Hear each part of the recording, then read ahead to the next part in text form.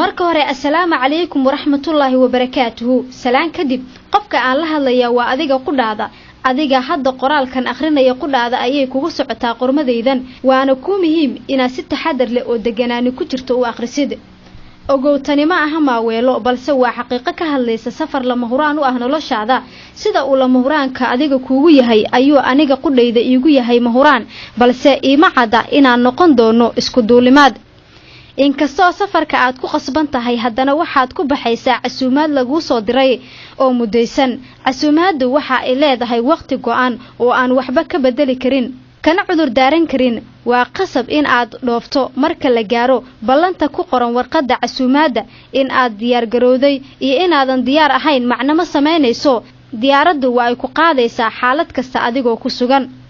daqiiqad walba saacadu waxay ku sii siqaysaa waqtigii aad safri lahayd haddana adigu marnaba ma ogid goorta aad bixi doontid dhawaa iyo dheera kuma kala cadda goorta aad dhaqaaqayso hase yeeshee mar walba safarku waa kadis wuuna murugo iyo xanuun badan yahay dhabtiina waa lagugu dul ooyi doonaa haddii aad nasiibkaas yeelato inta badan adigoo aan macsalaameyn dadka kuwii aad ugu jecleed adigoo aan isku duwan howlihii kaa dayacnaa adigoo aanan ebyo tirin hawshii aad bilowday adigoo aan la ballamin asxaabtaada iyo inta howle kaala dhexayso adigoo aad u kala daadsan oo aan safar diyaar u ahayn ayaad arkaysaa adiga oo taagan iridda diyaaradii aad raaci lahayd iridkaasi gelid mooye ka noqod ma leh albaab dhinaca dambe ku yaala oo laga sii baxo ma leh cid diyaaradda ka soo degayso oo aad fariin u sii dhiibto ma leh waxaa muhiim ah inaad ogaato arrimahaasi casuumaadda aad ku safri doontid waxaa kuu soo diray allaah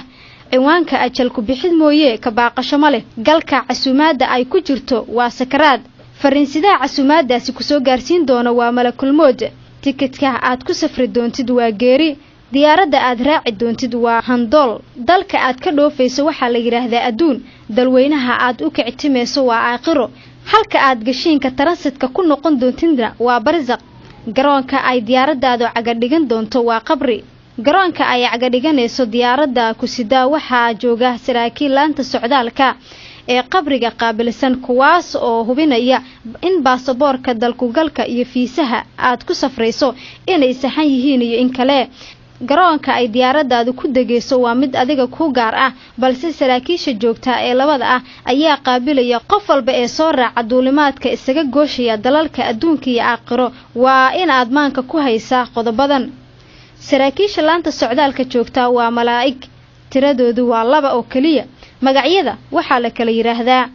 munkar iyo nakiir waxaana ay ku weydiin doonaan 3 su'aalood oo muhiim ah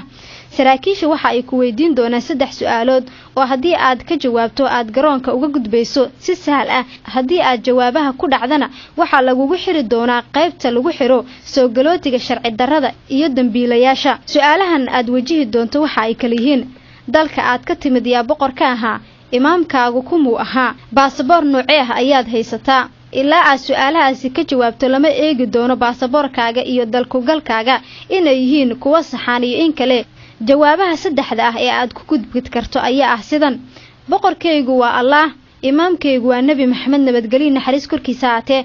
baasaboorkayguna waa diinta islaamka marka aad jawaabahan ku guuleysato ayaa munkar iyo nakiir eegayaan in baasaboorka dalkugalka fiisaha iyo boos ceshiga reservationka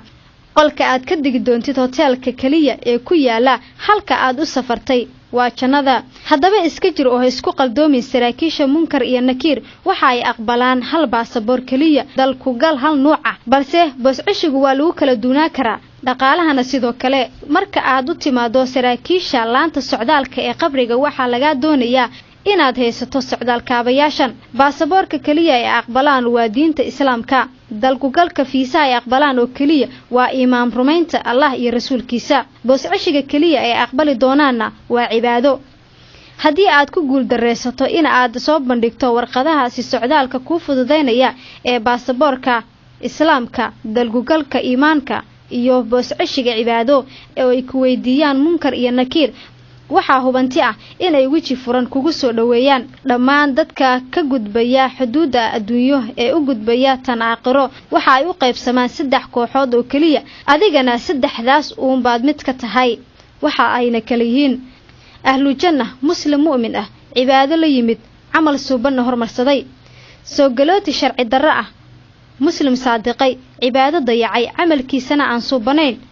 ahlu naar qof aan markiisii horeba muslim ahayn ama caabuday waxaan alla ahayn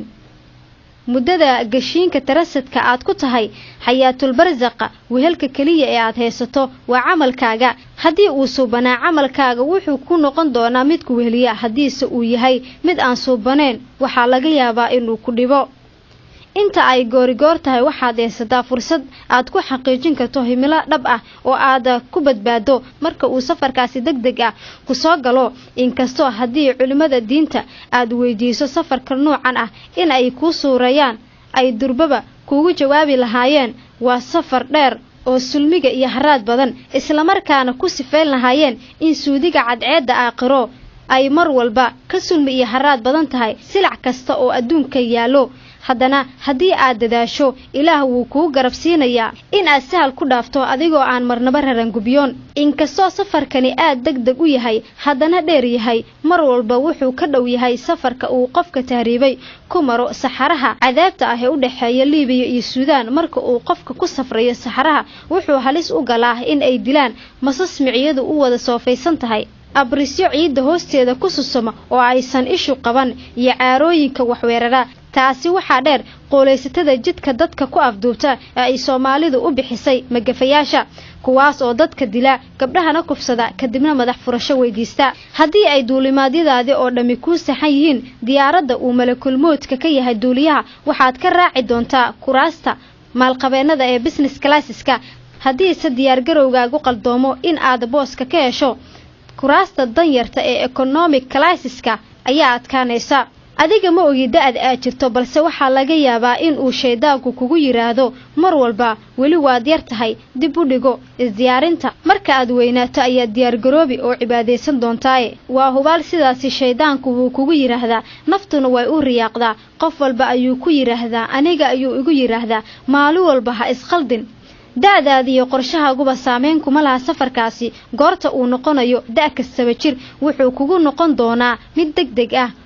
ka qanciya doodan bal ila eeg tuduucdan kamid ah xigmo uu dunidan kaga tagay gabyaagii caanka ahaa ee Qamaan Bulxan Allah u naxariiste Qamaan wuxuu yiri waxaad aadamow maagan tahay adiga iyo maankaagu iyo meel Ilaahay ku marin kala mid weeyaane waxaad adigu miihaalatiyo malaba waa beene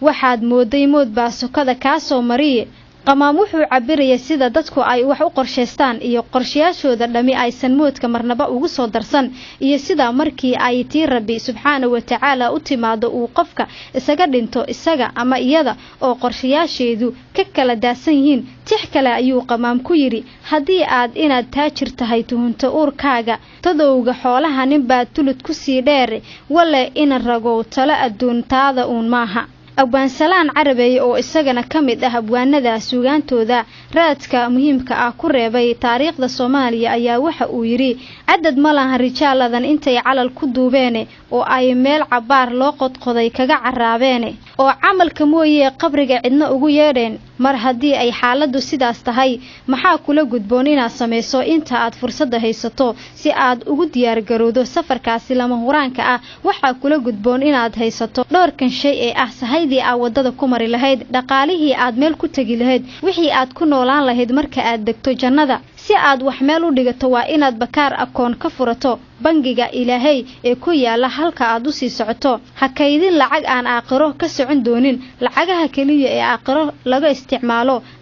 ama ka soconaya waa taqwada haddii aad og tahay in durba xisaabta lagugu leeyahay ay ka badan tahay midda aad baraagta ku kaydisay weli fursad ayaad u haysataa inaad ku bixiso xisaabaadka kugu qoran qaan sheegatada invoice ama factor ee laga rabo waxa la ogol yahay oo kaliya inaad iska yaryareyso oo aad maalinba waajibka laga rabo si raaciso sanduuq yar 200 oo istikfaar ah ama tasbiix isugu jira inta aanan gunaanadin qormadeeda yar ee aan adiga ku hibeeyay waxaan doonayaa inaan kula wadaago xigmad kooban oo ku jirta suugaan aan ka soo xiganayo Maxamed Cabdi Aamaguul taasoo ina tusaysa jidka ay tahay in aan marno haddii aanan doonin inaan aakhiro ku noqono soo galooti la geeyo xabsi ama xero qaxooti tixdu waxa ay leedahay sida tan jamacuu quraan iyo markaan jalaca soo eegay saddex buu ku soo jaray jaliil jiinka hadalkiisa jidka hore islaam uun ku joog hana ka jeesjeesan jareeradii adduun aakhirana reer jannaad noqo jid labaadku waa jiimka diid